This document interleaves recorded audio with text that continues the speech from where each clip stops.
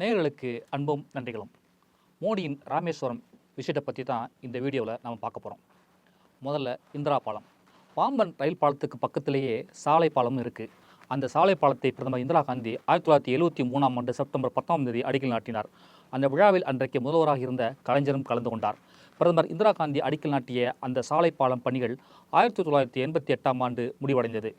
இந்திரா காந்தியின் மகன் ராஜீவ்காந்தி பிரதமராக இருந்தபோது 1988 அக்டோபர் 2ஆம் தேதி பாம்பன் சாலை பாலத்தை திறந்து வைத்தார்.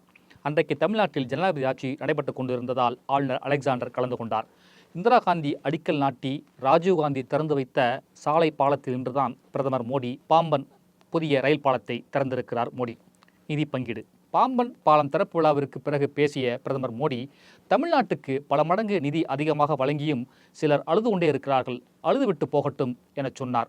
इसके बावजूद भी कुछ लोगों को बिना कारण रोते रहने की आदत है, वो रोते रहते हैं. குஜராத் என்ன பிச்சைக்கார மாநிலமா? நாங்கள் பிச்சைக்காரர்களா? டெல்லியின் கருணையால் நாங்கள் வாழ்கிறோமா என 2012இல் குஜராத் முதலமைச்சராக இருந்தபோது மோடி சொன்னார். அப்படியென்றால் அன்றைக்கு குஜராத் முதல்வர் மோடியும் அழுதுவிட்டு போயிருப்பாரா? நிதி பகிர்வில் குஜராத் முதலமைச்சர் மோடிக்கும் இந்திய பிரதமர் மோடிக்கும் சண்டை நடக்கிறது. இரண்டு பேருமே ஒருவர் என்பது அரசியல் வினோதம். சிலர் அழுது கொண்டே இருக்கிறார்கள், அழுதுவிட்டு போகட்டும் என்கிறார் மோடி.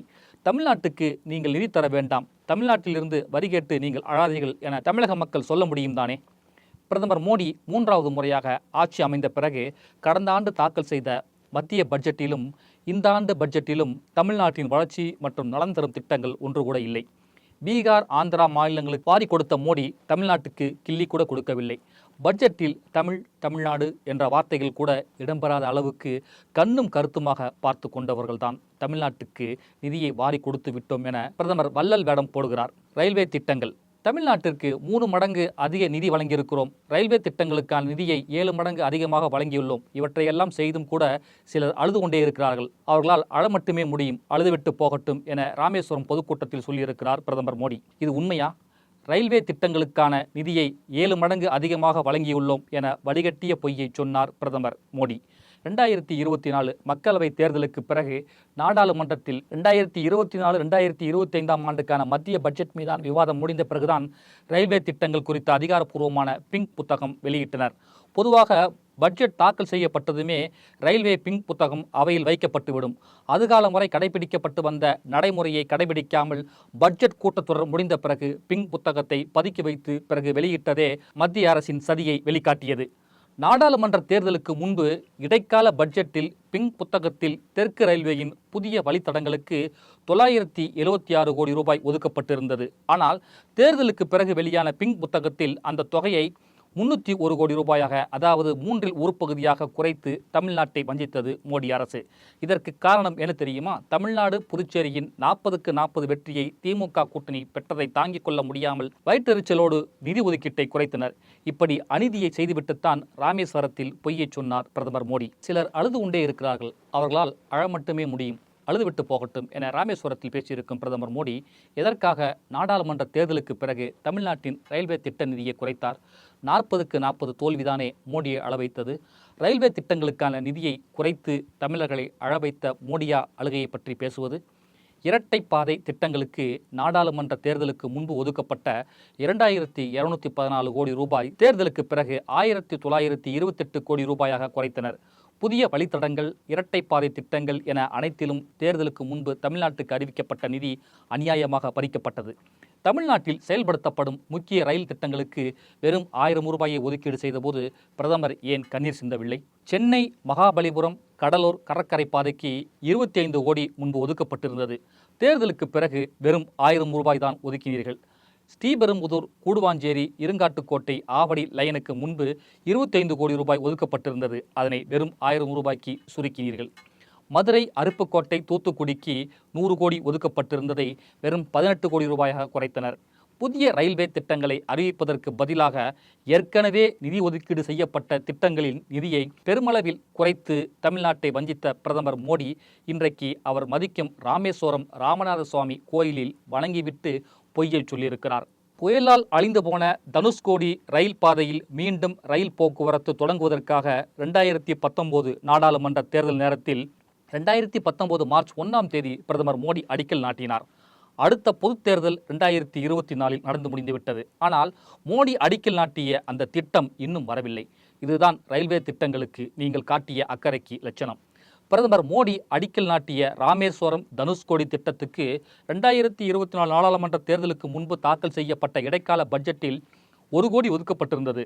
அதனையும் தேர்தலுக்கு பிறகு 56 லட்சம் ரூபாயாக குறைத்து தமிழ்நாட்டை வஞ்சித்தார்கள்.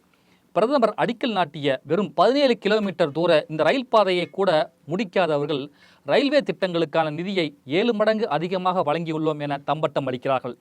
சென்ட்ரல் எழும்பூர் தாம்பரத்தை தொடர்ந்து 4ஆவதாக பெரம்பூரில் புதிய ரயில் முனையம் அமையப் போகிறது என சொன்னார்கள். அதையும் செய்யவில்லை. தமிழ்நாட்டின் பரப்பளவு, மக்கள் தொகை, இருப்பு பாதைகளின் நீளம், தமிழ்நாட்டிலிருந்து ஒன்றிய அரசுக்கு கிடைக்கும் நிதி ஆகியவற்றை மற்ற மாநிலங்களோடு ஒப்பிட்டால் தமிழ்நாட்டுக்கு நியாயமாக கிடைக்க வேண்டிய நிதி கூட கிடைக்கவில்லை என்பதுதான் நிதர்சனமான உண்மை. தமிழ்நாட்டில் மொத்தம் இருப்பு பாதையின் நீளம் 5952 கிலோமீட்டர். இந்த அளவை விட குறைவான இருப்பு பாதைகள் கொண்ட மாநிலங்களுக்கு எல்லாம் நிதியை வாரி வழங்கிய மத்திய அரசு தமிழ்நாட்டை மதிக்கவே இல்லை. ஆனால் அழுதுவிட்டு போகட்டும் என தமிழ்நாட்டுக்கு வந்து சாபம் விட மட்டும் பிரதமருக்கு நேரமும் காலமும் இருக்கிறது. நிதி மட்டும் இல்லை. தமிழ்நாடு 1 ரூபாய் வரி கட்டினால் நமக்கு 29 பைசா தான் கொடுக்கிறார்கள். ஆனால் பாஜக ஆளும் மாநிலங்களுக்கு 3 ரூபாய் வரை கொடுக்கிறார்கள். கோடிகளில் ஒதுக்கப்படும் ரயில்வே திட்டங்களுக்கு லட்சங்கள் அல்ல, வெறும் ஆயிரங்களை ஒதுக்கி தமிழ்நாட்டை ஓரங்கட்டினார்கள். மத்திய மாநில அரசுகள் இணைந்து செயல்படுத்தும் திட்டமான மெட்ரோ ரயில் திட்டங்களில் கூட தமிழ்நாட்டுக்கு நிதியை ஒதுக்காமல் வஞ்சித்தனர். 2025-2026 ஆண்டிற்கான ஒன்றிய பட்ஜெட்டில் ரயில்வே நிதி ஒதுக்கீட்டில் தமிழ்நாடு 13வது இடத்திற்கு தள்ளப்பட்டது. 5861 கிலோமீட்டர் கொண்ட மகாராஷ்டிராவிற்கு 23,788 கோடி ரூபாயும், 5188 கிலோமீட்டர் கொண்ட மத்திய பிரதேசத்திற்கு 14,745 கோடி ரூபாயும் ஒதுக்கியவர்கள் 5,952 கிலோமீட்டர் கொண்ட தமிழ்நாட்டிற்கு வெறும் 6,626 கோடி ரூபாயை ஒதுக்கிவிட்டு 7 மடங்கு நிதி உயர்த்தினோம் என பச்சை பொய்யை சொன்னார் பிரதமர் மோடி. அடுத்து ராமேஸ்வரத்தில் அனுமன் சிலை. குஜராத் மோர்பியில் 108 அடி உயர அனுமன் சிலையை 2022 ஏப்ரல் 16ஆம் தேதி திறந்து வைத்து பேசிய பிரதமர் மோடி, அனுமனின் இந்த பிரம்மாண்ட சிலை இன்று மோர்பியில் திறக்கப்பட்டுள்ளது. உலகம் முழுவதும் உள்ள அனுமன் பக்தர்களுக்கு இது மிகவும் பயனுள்ளதாக இருக்கும். அனுமன் அனைவரையும் தனது பக்தியால், தனது சேவையால் இணைக்கிறார். ராமேஸ்வரத்திலும் நாட்டின் கிழக்கு பகுதியான மேற்கு வங்காளத்திலும் அனுமன் சிலைகள் நிறுவப்படும் என வாக்குறுதி கொடுத்தார்.